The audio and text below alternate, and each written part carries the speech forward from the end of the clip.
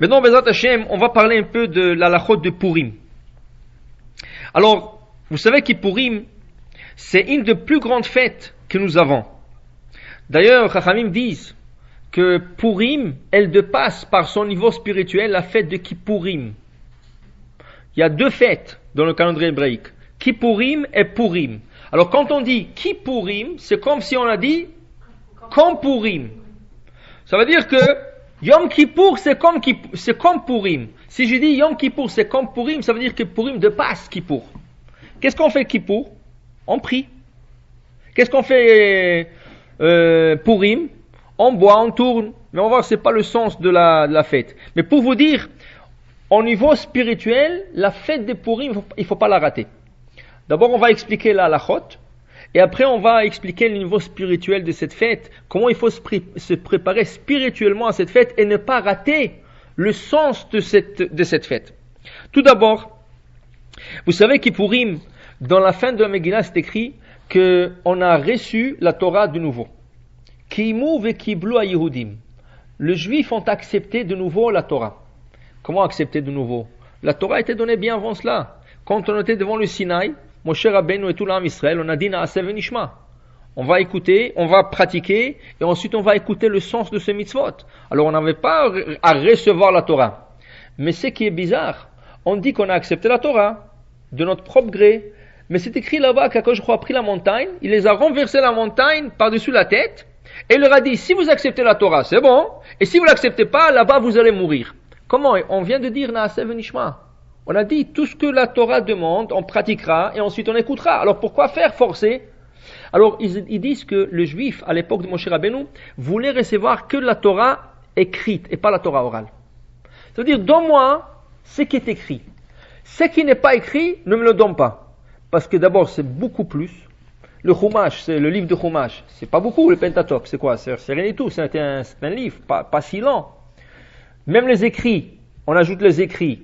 On va ajouter le Tehillim. C'est pas si grand comme toute la Torah orale. Dans la Torah orale, à l'époque de Moshe Rabbeinu, il y avait 700 livres. Il y avait 700 livres. Ou 600 livres, selon une version. Aujourd'hui, de tout ça, ils ont réduit tout cela à 6 livres. Shisha Sidra Mishnah. Alors, avec Gemara, on a 60. Mais on n'a pas 600, comme ils avaient.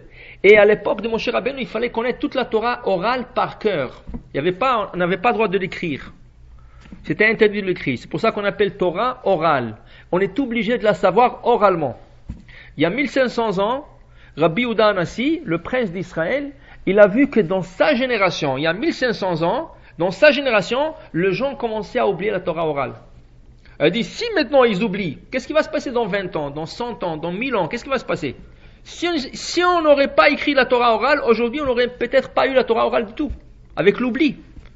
Il s'est permis, le Rabbi Yehuda Hanassi, il s'est permis d'écrire les Shisha Sidrei Mishnah, les 6 traités de Mishnah. Après lui, la génération d'après, il y avait 2 rabbanim, Ravina et Ravashi, qui ont dit, la Mishnah c'est très bien, mais le développement de cette Mishnah, les arguments, tout ce qui a été dit à propos de cette Mishnah est oublié déjà. Ils se sont mis à écrire les arguments sur chaque passage de Mishnah. Et là, ils nous ont offert un livre qui s'appelle le Talmud. Ce Talmud-là, il comprend 60 livres, qui est l'abrégé de 600 livres. Alors, vous pouvez vous imaginer combien de livres nous manquent aujourd'hui? Ça, c'est la Torah orale que nous avons aujourd'hui. Eux, à l'époque de Moshe Rabbeinu, ils devraient savoir tout ça par cœur. 100 livres. Il y avait beaucoup qui le savaient. Mais l'âme Israël, quand ils étaient devant le Sinaï, ils ont dit non, c'est trop. Tout ça par cœur, et tout le Midrashim, et tout. On veut pas cela. C'est pour ça, quand ils ont dit Naaseh v'nishma, on pratiquera et ensuite on écoutera, c'était que pour la Torah écrite, pas pour la Torah orale. Et c'est pour ça qu'il fallait leur forcer, mettre la montagne par-dessus la tête, leur dire, si vous acceptez le deux vont de soi, ensemble. Sinon, un sans l'autre ne vaut rien. Alors c'est comme si vous avez rien fait, là-bas vous allez mourir. Et ils étaient forcés à recevoir la Torah. Mais à l'époque de Mordechai et Esther, quand ils ont eu le miracle, ils ont compris une chose. C'est quoi la Torah orale? La majorité de la Torah orale, c'est des paroles de Chachamim. La manière qu'eux, ils ont expliqué la Torah. c'est rabbin après rabbin, depuis Moshe Rabbeinu, qui a passé à Yoshua les skinim vim, c'est rabbin après rabbin, c'est la transmission orale qui a été transmise par des rabbins. Alors il y en a qui disent, mais je vais écouter qu'est-ce que Hachem dit, pas qu'est-ce que le rabbin dit. Il dit non, le deux vont ensemble, parce qu'en fin de compte, c'est donné à Sinaï. Alors, ce qui est arrivé, Purim, après la grande histoire, que tout le monde allait être exterminé, ils ont réalisé qu'ils ont fauté en quoi? Ils ont fauté en ne pas écoutant Mordechai. Mordechai, c'est le seul qui les a avertis. Écoutez, vous pouvez pas aller à ce festin. Parce que ce festin-là, c'est vrai, il y avait du kasher, le vin était kasher, il y avait de mashgiach, il y avait beaucoup de mashgichim là-bas. C'était Bet Yosef, c'était Halav Israël, tout ce que vous voulez. Mais le problème, comment ça a terminé? Ils ont commencé avec le kasher et ils ont terminé avec le non-kasher. Et Mordechai a prévu cela. Mais ils ont dit, laisse, tu sais, tu nous mets dans une situation difficile parce que le roi il va s'énerver contre la communauté juive, toutes les communautés vont être là-bas, sauf nous, ils vont dire qu'on n'est pas social. Et dit, alors qui disent que vous n'êtes pas social? Alors c'est la fin du monde, c'est mieux que d'aller manger non kosher. Ils n'ont pas écouté, ils ont fait la faute. Il y avait le décret de les exterminer, et c'est grâce à la fin de Mordechai encore, qu'ils l'ont écouté de nouveau, qu'ils ont été sauvés. À cause de ça, ils ont compris qu'il faut écouter nos sages. Si nos sages disent quelque chose, même si ça ne nous plaît pas, ou même si on ne pense pas, selon notre logique, que ça va marcher ou que c'est bien pour nous, il faut écouter quand même. Naaseh v'nishma. Et là, à la fin, quand ils ont eu le miracle, ils ont dit Ki muvekib lo yudim. Ils ont accepté la Torah de nouveau, mais cette fois deux Torah, et la Torah écrite et la Torah orale. Alors maintenant, Purim, c'est une grande journée. Et comme on a reçu la Torah en 40 jours, la lettre qui représente le chiffre 40, c'est même. Maintenant, ils ont donné le jour de Purim 5 mitzvot, comme le 5 livres de la Torah, et tous les 5 mitzvot commencent par la lettre même. Alors nous avons le Mahatzit HaShekel. Mahatzit HaShekel, ça veut dire la demi-pièce en argent qu'il faut donner comme tzedaka. Nous avons la Megillah, lecture de la Megillah. Megillah, ça commence par même. Nous avons Matanot l'avionim, le cadeau aux pauvres. Matanot, ça commence par les lettres même. Nous avons le Mishloach Manot, envoyer des cadeaux. Ça commence par les lettres même. Et ensuite, nous avons le Mishté, qui est le festin de Purim, qui commence par lettre même. 5 mitzvot, et Bezrat Hashem maintenant, on va prendre chaque mitzvah et on va essayer de l'expliquer. Donc, alors on va commencer par la première mitzvah, qui est le Mahatzit HaShekel. Mahatzit HaShekel, c'est quoi exactement? Alors voilà, dans la Torah, dans Parashat Kitissa, c'est écrit que Akadosh Baruch Hu demande à Moshe Rabbeinu qu'on prend une pièce de tzedaka qui est Mahatzit HaShekel. Pourquoi faire cette Mahatzit HaShekel? Pour acheter le sacrifice quotidien. Il y avait dans le Beth Amikdash, on faisait des sacrifices chaque jour. Chacun apportait ses sacrifices. Si quelqu'un a fait une faute, selon la faute, il apportait son sacrifice. Si quelqu'un voulait faire une offrande gratuite, il apportait un sacrifice. Il y avait beaucoup de sacrifices qui se faisaient chaque jour. Mais il y avait un sacrifice qui était obligatoire.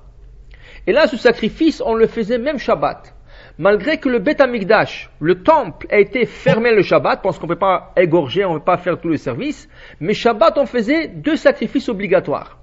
Le sacrifice s'appelle Korban Olat Tamid, l'holocauste du Tamid, l'holocauste quotidien. Et Takevesa Echad Ta'aseh Baboker, Vetakevesa Sheni Ta'aseh Ben Arbaim. Dit la Torah, une brebis, vous ferez le matin. L'autre brebis, vous ferez en après-midi. Et ces deux-là doivent se faire chaque jour, 365 jours par année, incluant le Shabbat, incluant le fête. Alors le Beth Amikdash a été ouvert que pour ces 2 sacrifices.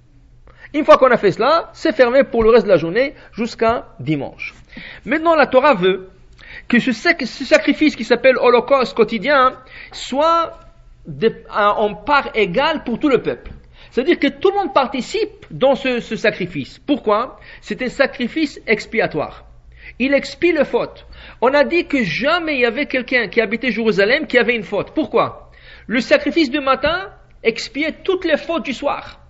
Toutes les fautes qui ont été commises à Jérusalem le soir ont été expiées par le sacrifice du matin.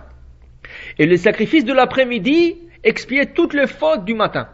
Tout ce qui a été commis comme faute en journée a été expié en après-midi avec le sacrifice quotidien. Maintenant, pour expier tout le monde, il faut que tout le monde participe. Dit la Torah, donnez demi-shekel à part égale. À Achir lo yarbe. Même le plus grand riche ne peut pas donner plus, même s'il veut. On n'accepte pas. Demi-shekel. Ve'ani, et le pauvre ne peut pas donner moins. Il ne peut pas dire je suis pauvre, je n'ai pas. Non. Tu vas donner comme tout le monde. Tout le monde à part égale. Pour que tout le monde soit expié de la même manière. Maintenant, combien de sacrifices il y avait? Si c'est 2 brebis par jour, fois 365 jours, ça fait 730. Il fallait acheter Rosh Chodesh Nissan, le premier du mois de Nissan, il fallait acheter 730 brebis et le garder en stock dans le Beth Amikdash et en sortait 2 par jour. Comme ça, on assurait que chaque jour, il y avait assez de sacrifices pour arriver jusqu'à la fin de l'année. Cet argent qui a été collecté, on a fait une annonce déjà le premier du mois de Hadar. Le Gabaïm, ceux qui étaient en charge de collecter cet argent, ont fait une annonce, écoutez, nous sommes au début du mois de Hadar, jusqu'au début du mois de Nissan, vous avez 1 mois pour venir et apporter vos donations. Alors s'il vous plaît, faites le plus vite possible que chacun vienne et il s'acquitte de cette mitzvah. Maintenant, il ne fallait pas courir après les gens, il ne fallait pas aller taper sur les portes, est-ce que tu as donné, il ne fallait pas faire des appels, je vois dans les états de compte, tu n'as pas payé. Chacun, il avait l'intérêt de venir et payer parce que s'il ne donne pas, il n'est pas expié. Alors tu avais intérêt de venir toi-même et le payer, c'est pour ça qu'on avertissait les gens en avance, tu as 1 mois. Alors, durant ce mois, les gens venaient et acquittaient de cette mitzvah. Mais le Midrash, il nous dit, comme il y a 70 façades à expliquer la Torah, hein, c'est pas la seule raison pourquoi on a eu on a donné le Mahasit Shekel. C'est pas la seule raison. C'est vrai, c'est pour acheter le brebis et c'est pour que chacun soit expié. Mais une autre raison, Akadosh Baruch Hu a déjà vu l'histoire de Purim. Comme il sait exactement qu'est-ce qui va se passer jusqu'à la fin de temps, il a vu l'histoire de Purim. Et qu'est-ce qui arrive dans la Megillah? Quand nous lisons la Megillah, nous voyons que Haman, il veut acheter le peuple juif chez Achashverosh. Achashverosh, c'est un roi qui a régné sur 127 pays. Mais Odou vers Kush. De l'Inde, Odou c'est l'Inde, jusqu'à Kush. Odou et Kush, ils sont 2 pays voisins. Alors on dit c'est un grand roi, mais si les 2 pays sont voisins, alors comment il était grand? Dis non, dit la Gemara, mais Odou, et si tu tournes autour du globe, tu arrives à Kush. Ça veut dire qu'il a régné sur 127 pays, presque tout le monde. C'était le roi du monde entier presque. Alors lui, il avait un grand pouvoir. Maintenant, Haman, il veut acheter les juifs pour tuer tous les juifs dans le monde. Qu'est-ce qu'il fait? Il ne peut pas venir chez Achashverosh et dire, écoute, je vais tuer les juifs. Ça ne marche pas. Alors il faut qu'il lui donne quelque chose. Qu'est-ce qu'il fait Haman? Dans la Megillah, nous lisons, il va prendre 10 000 bars en argent. Aseret kikare kesef. 10 000 bars en argent, qui était une grande somme d'argent à l'époque, et il va acheter les juifs. Maintenant, pourquoi 10 000? Pourquoi pas 5 000? Pourquoi pas 20 000? 10 000, c'était beaucoup. D'où est-ce qu'il a sorti ce chiffre? Haman n'était pas un ignorant. Haman, avant d'aller chez Achashverosh, il a étudié tout le Shulchan Aruch des Juifs. Tout le code, la jurisprudence que nous avons, il a étudié depuis le début jusqu'à la fin. Regardez, le premier argument qu'il dit à Achashverosh, c'est le suivant. Il lui dit, vous savez, les Juifs ne vous aiment pas. Il dit, pourquoi tu dis ça? Mordechai est très gentil, et il y a beaucoup de Juifs qui sont gentils. Qu'est-ce qui se passe? Pourquoi tu dis ça? Il dit, regardez, qu'est-ce qui arrive si vous avez un verre de vin et il y a une mouche qui tombe dans le verre de vin? Alors demandez à un Juif qu'est-ce qu'il va faire. Il va vous dire, s'il y a une mouche qui tombe dans un verre de vin, tu prends la mouche, tu l'enlèves et tu bois le vin. Pas pire que ça. Et ça, la mouche n'est pas cachère. Mais la mouche ne laisse pas des traces de goût. C'est pas comme un morceau de viande non cochère qui tombe dans une marmite de lait, par exemple. Ça laisse des traces de goût de viande dans la marmite de lait, ou vice versa. La mouche n'a pas de goût. Quand elle tombe dans un verre d'eau, dans une soupe, dans n'importe quoi, tu prends la mouche, tu l'enlèves, tu bois le reste. On dit, ok, alors ça va, qu'est-ce qu'il y a? Il dit non. Mais demandez aux Juifs qu'est-ce qu'ils font quand un non-juif touche leur vin. Ils ont un vin, un non-juif intronie son doigt. Qu'est-ce qu'ils font? Ils vont vous dire, ils doivent le jeter. Alors il dit, est-ce que vous êtes pire qu'une mouche? La mouche, il enlève, il la boit. Il boit le vin. Et vous touchez le vin, Non, c'est dégoûtant, ils veulent pas. Ça a commencé déjà à ouvrir un peu les yeux de Achashverosh. Il lui a raconté toutes sortes d'histoires comme ça, entre juifs et non-juifs. C'est ça? Et là, Achashverosh a commencé un peu à voir les choses un peu différemment. Là, il vient Aman, il lui emmène 10 000 bars en argent. Pourquoi 10 000? Aman, il a vu que le juif doit donner Mahatit à shekel. Ça veut dire qu'un juif, combien il vaut? Un demi-shekel. Il a fait le calcul de juifs à l'époque. Combien, si tout le juif donnait Mahatit à shekel, combien ça remonte? Ça remontait à 10 000 bars en argent. Quand il est venu chez Achashverosh, je lui ai dit, écoute, je vais t'acheter tous les juifs. Regarde, pour eux, leur âme, leur corps vaut Mahatit à shekel. Je t'achète tous les juifs. Et comme ça, tu me vends les juifs. La Gemara dit, mais ça c'est rien que pour les hommes. Et qu'est-ce qui se passe avec les femmes? Comme 10 000 pièces, 10 000 bars en argent, c'était une grande somme d'argent à l'époque, et lui, il fallait la collecter, des mois et des mois pour la collecter, il n'avait pas assez pour acheter les femmes. Alors, il a demandé à Achashverosh, est-ce que je peux avoir aussi le décret sur les femmes? Mais il n'était pas sûr. Il a dit, s'il me l'accorde, ça va. S'il ne me l'accorde pas, moi je tue les hommes. C'est pour ça qu'on dit dans le Talmud, les femmes étaient en doute d'extermination. Malgré que dans la Megillah, il voulait exterminer tout le monde. Hommes, femmes, enfants, tout le monde. Mais les femmes étaient en doute, parce qu'Aman n'était pas sûr qu'Achashverosh va lui accorder même les femmes pour leur tuer. Mais à la fin, malheureusement, Achashverosh a accordé qu'il va tuer même les hommes et les femmes. Vient le Midrash, il nous dit, Akadosh dit, je vois déjà, dans l'histoire, il y aura un Haman. Et ce Haman, il va vouloir vous acheter vos âmes et pour vous tuer. Soyez sages, donnez le Mahatit à shekel avant qu'il lui le donne. Comme ça, vous allez contrebalancer ces 10 000 bars en argent. Quand est-ce qu'on donne Mahatit à shekel? Juste avant la lecture de la Megillah. Ça veut dire que la date limite de s'acquitter de Mahatit à shekel, c'est juste avant la lecture de la Megillah. Avant de commencer à lire, on donne Mahatit à shekel. Cette année, qu'on a dit que c'est Shabbat, c'est ça, ça tombe Shabbat, on peut pas, alors on a intérêt de s'acquitter le jeudi, le jour de Tanit Esther, quand on va gêner, mais si quelqu'un l'a raté, il peut toujours se rattraper le vendredi, mais Shabbat c'est trop tard, on ne peut plus donner le Mahatit à shekel le jour de Shabbat, et on a intérêt, on n'a pas besoin de taper sur le porte de gens ou de les appeler, tu n'as pas donné Mahatit à shekel. C'est une responsabilité personnelle à chacun de s'acquitter de la mitzvah de Mahatit à shekel. Maintenant, qui c'est qui doit donner cette Mahatit à shekel? Normalement, selon la Torah, on parle des hommes ou des femmes de 20 ans et plus. Mi ben esrim shana vamala. Tout celui qui a 20 ans et plus a l'obligation de donner Mahatit à shekel. Parce que c'est à partir de 20 ans qu'on pouvait, ça veut dire une personne pouvait sortir à l'armée. Moi, que cela, il est mineur encore, pour cette halakha, il n'est pas obligé de le donner. Mais les décisionnaires qui sont venus plus tard, ils ont dit, écoute, mais le Mahatit à shekel, c'est pourquoi? Quand Haman il voulait tuer, est-ce qu'il voulait tuer que ceux qui sont de 20 ans et plus? Pour lui, les hommes, les femmes, les enfants, même le bébé, il voulait tuer tout le monde. Alors les décisionnaires disent, ça serait bien de donner Mahatit à shekel pour tout le monde. Hommes, femmes, et ceux qui sont 13 et plus, ils doivent donner, et même les mineurs, ceux qui sont même des bébés, il faut donner Mahatit à shekel. Si quelqu'un dit non, moi je donnerai que à ceux qui ont bar mitzvah ou bat mitzvah dans ma famille. Tous les autres qui sont mineurs, je ne donne pas. Il a le droit. On ne peut pas le forcer, surtout si il a beaucoup d'enfants, il a le droit. Mais, s'il a donné une fois dans sa vie, le Mahatit à shekel pour un mineur dans sa famille, ça veut dire quelqu'un qui avait par exemple 7 ans, aujourd'hui il a 9 ans, il dit non, je ne vais plus donner pour lui, tu ne peux pas. Tu as donné une fois, tu es obligé de continuer à donner pour toujours. Et encore, c'était une tzedaka, et ça serait bien de donner pour tout le monde. Maintenant, combien il faut donner? Alors, la somme, selon la Torah, de Mahatit à shekel, c'est pour acheter 10 grammes d'argent pur. C'est-à-dire du 9,25 ou 9,99. 10 grammes d'argent pur. C'est pas beaucoup. $1, $2, c'est pas beaucoup. C'est ça?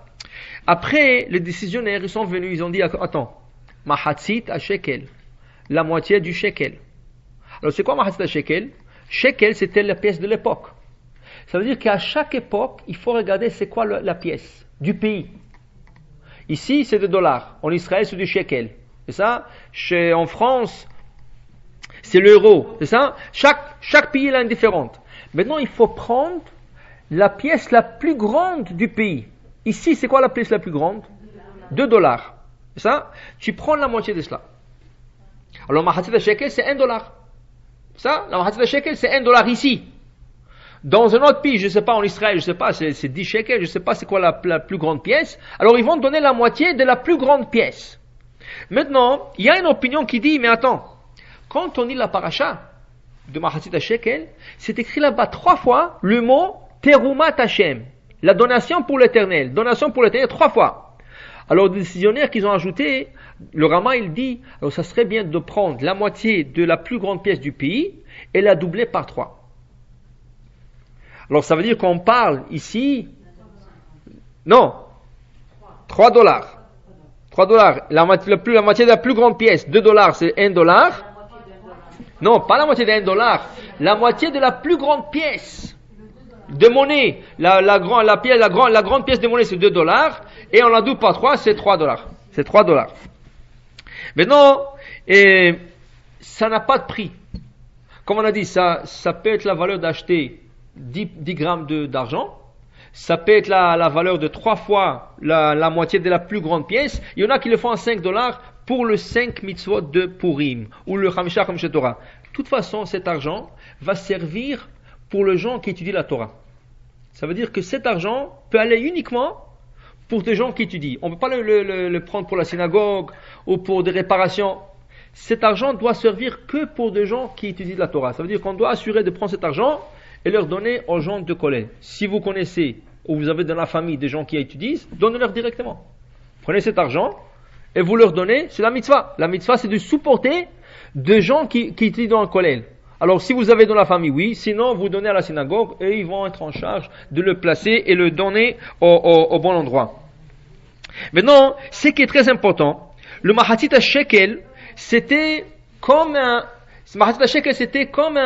sacrifice. Ça veut dire Mahatzit shekel, c'est comme un sacrifice. C'était un sacrifice. Aujourd'hui, on n'a plus de sacrifice. Alors, on ne peut pas dire, quand je donne l'argent pour Mahatzit shekel, on ne peut pas dire, voilà, je donne Mahatzit shekel. Tu n'as pas le droit. Parce qu'il n'y a pas de Mahatzit shekel aujourd'hui. Tu dois dire, je donne le souvenir de Mahatzit shekel. Parce que tout ça, c'est en souvenir de Mahatzit shekel. Le vrai Mahatzit shekel existait qu'à l'époque du temple, qu'on a acheté le sacrifice avec, le sacrifice quotidien. Aujourd'hui, on n'a plus cela. Et c'est pour ça qu'on doit le donner à quelque chose qui expie. Qu'est-ce qui peut expier plus que le support de la Torah? Quelqu'un qui étudie la Torah, il expie à celui qui le supporte. Alors, c'est pour ça qu'on ne peut pas donner cet argent pour les dépenses d'une synagogue, pour n'importe quoi, même pour la tzedaka. On ne le donne que pour des gens qui étudient. Pourquoi? Parce que leurs études, ils expient la personne qui leur supporte. Comme le Mahatzit shekel qui a acheté le sacrifice qui expiait pour ceux qui ont donné. Mais c'est très important de ne pas dire je donne Mahatzit shekel, je donne le souvenir de Mahatzit shekel. Les Ashkenazes, ils ont une coutume que c'est pas tout le monde qui sont confortables avec cette coutume. Les Ashkenazes, ils posent une boîte sur la teva. Dans la boîte, il y a 3 pièces en argent massif. C'est ça? Carrément Mahatzit shekel. Chacun vient, il ramasse les 3 pièces comme s'il fait un acte d'acquisition. Ça veut dire que quand je ramasse quelque chose dans le judaïsme, quand je lève quelque chose de la terre ou d'une table, ça s'appelle un acte d'acquisition, akba'a. Je lève, alors j'ai acquis la chose. Comme s'ils ont acquis ces 3 pièces, c'est à eux. Ils remettent les 3 pièces dans la boîte et c'est comme s'ils avaient donné Mahatzit shekel. Mais non, en vérité, ils n'ont rien donné. Ils n'ont rien donné, c'est ça? Alors qu'est-ce qu'ils font? Ils font une donation supplémentaire. Et là, ils donnent ce qu'ils veulent. Ils donnent 25 sous, ils donnent 1 dollar, ils donnent 3 dollars. Parce que la vraie donation, ils l'ont fait déjà. Pourquoi c'est pas tout le monde qui sont confortables avec cette coutume? Parce qu'en vérité, tu ne donnes rien. Tu as fait une acte d'acquisition sur 3 pièces qui ne t'appartiennent pas. Bon, alors, il t'appartient maintenant. Tu le remets? Non, c'est pas volé parce que c'est donné pour. C'est donné. Non, c'est donné pour faire l'acquisition. C'est donné par la synagogue à chacun de faire l'acte d'acquisition. Alors, mais tu n'as rien donné en vérité. Après, qu'est-ce que tu donnes?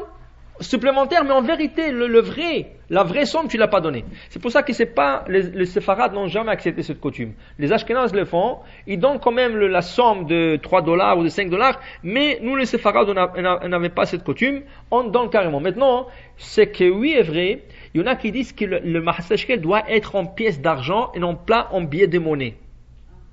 Alors, ça serait bien de l'avoir, pourquoi faire? Pour faire l'acte d'acquisition, comme si on avait donné des pièces en argent. Après, donner la vraie somme. Même si on donne un chèque ou on donne des billets d'argent, la pièce comme telle a été donnée et le reste d'argent c'est pour compléter la somme. Ça veut dire qu'un homme ou une femme va donner pour le reste de sa famille, alors il peut donner un chèque, il peut donner des billets d'argent, mais ce serait bien que l'homme il fait l'acte d'acquisition sur 3 pièces de monnaie et le don de la boîte et après il s'acquitter de reste de ce qu'il voulait donner. Donc, ça c'est pour la mitzvah de Mahasita Shekel.